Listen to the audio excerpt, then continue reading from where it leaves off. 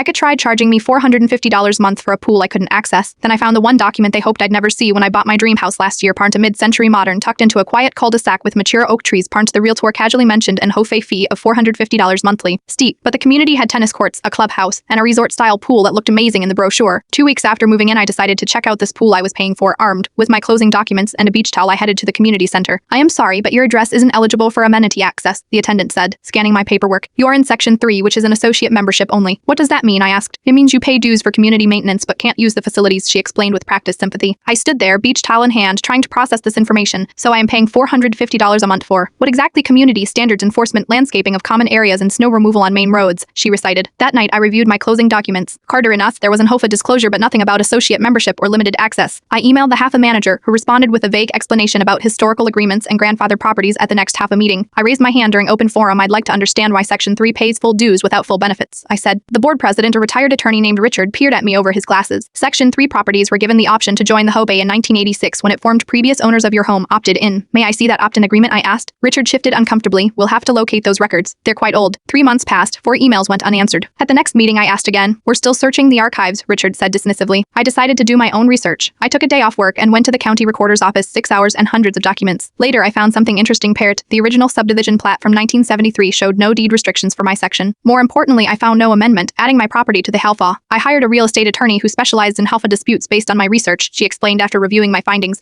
Your property was never legally incorporated into the HOA.